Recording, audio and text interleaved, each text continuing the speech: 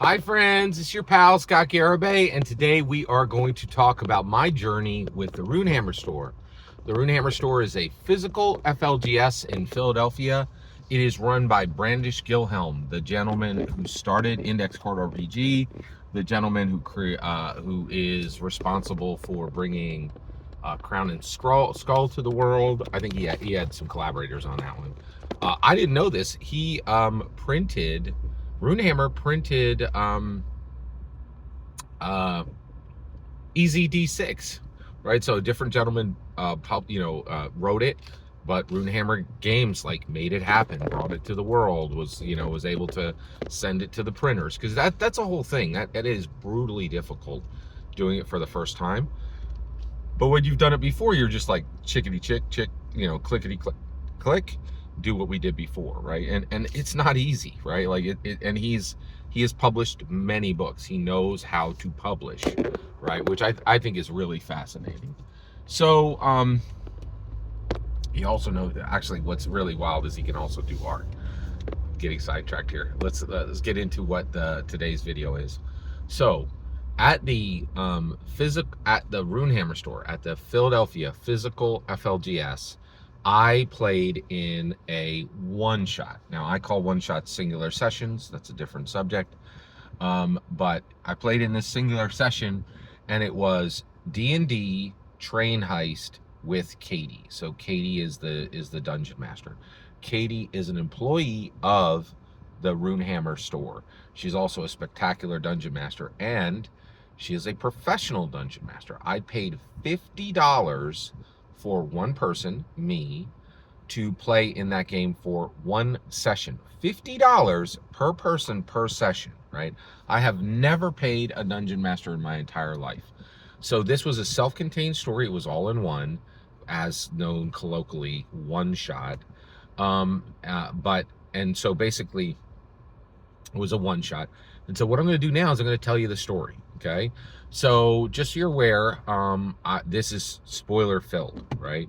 And I will say, it's interesting, me telling this story, because Katie had done another one of these one shots previously, and she's now turning that into a 30-page adventure, a different one shot, and she's turning that into an adventure. So this could be spoilers if you ever run into her content, so just be aware of that. Okay, so let's talk about what happened. So, one, this took place in Faerun. I love that. I love it. And by the way, this was a very, straight D&D game, right? It was Dungeons & Dragons using the 2024 core rule books, and it was very traditional Dungeons & Dragons, just literally straight up Dungeons & Dragons. That surprised me a little bit, and the reason why is, Runehammer Games is, that's their thing, is they do D&D in 55 ways other than straight. Index Card RPG is arguably a very powerful distillation of Dungeons & Dragons, right? So this was just straight D&D, which I thought was really interesting. So then, and then my character was Rosita, a drow fighter, okay? I also there were two other players there as well.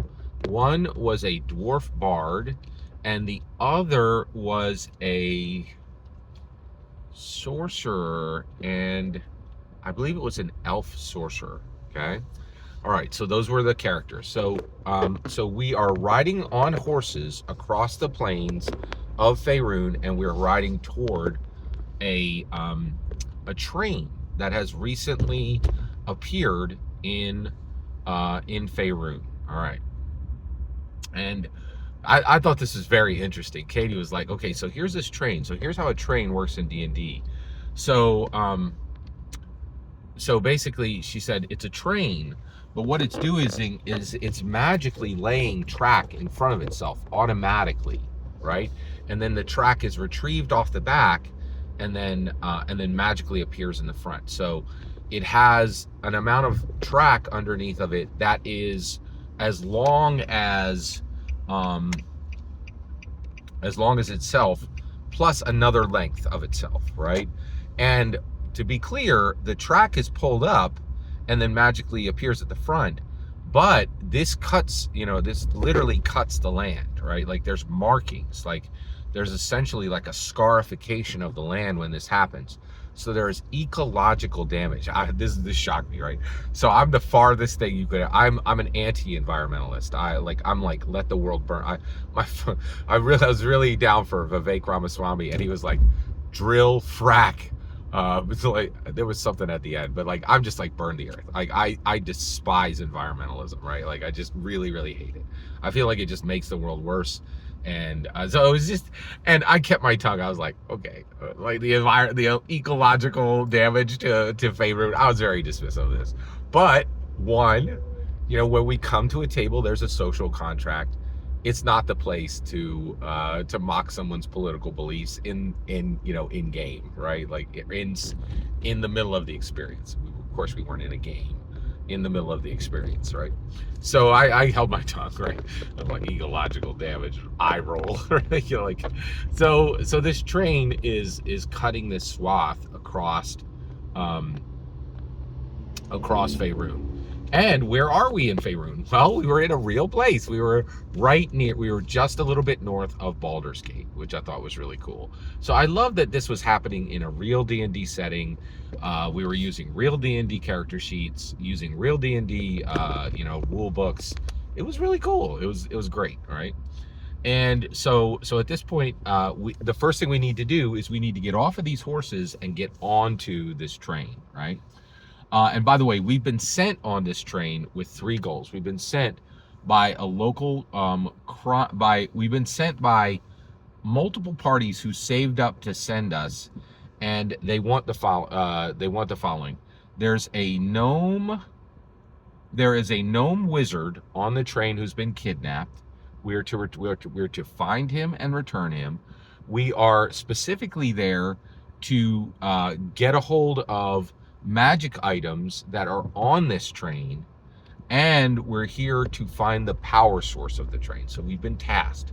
So we've been commissioned to do this adventure, and actually I was going to say to stop the train, but that's not really the case, right? We were sent there to do 3 things. We were sent there, find the gnome wizard, liberate magic items from the train, and determine the power source of the train. So I don't think it was really ever in there that we were to stop the train, right? But we did have these three goals. By the way, I thought that was really interesting. I thought it was very well crafted. You've been commissioned to do this job, and then we're put in, and we started right away. Like there wasn't a bunch of blah blah blah. We didn't have to meet the people who were paying us, all that, right? We're just right in it, right? So what's interesting is so then we're on these horses, we're riding toward the train, and now we have to leap from our horse onto the train, right? And so my character has I had a +3 dexterity, and I had no difficulty jumping onto the train. There were some other people who did have difficulty jumping on the train and had to rely. I think one of us got a natural 20, and then the benefit of that was when one others failed, they were able to reach out and like capture them without a failed roll. And so we all 3 got onto the train, and we come in at the very end of the train. So we're at the end of the train, we're at the caboose, and now we're gonna work our way forward. So we climb on top of the cars and then come in through the first hatch on the first hatch. And this is simply a cargo hold. And we were able to search it, and we actually found some magic items. So we found an immovable rod, and we found boots of speed. And there was this, and Katie had this bowl, right? It was shaped like a skull, and we could actually just pick out these very powerful magic items. The reason they were so powerful was it was a one-shot, right? So she was like, well, I don't have to deal with the ramifications of, and we were 3rd level characters, right? Have 3rd level characters having these, which I thought was interesting. So actually, we're just near the beginning of the story. I'm going to cut it off there. I'll continue this in a later video. Thank you so much for letting me share this with you. Every single word you just heard in this video is my humble opinion, nothing more, nothing less. The important part is when I get to hear your humble opinion. When you get in the comments and send your traffic. Please consider subscribing, and have a fetch millennium.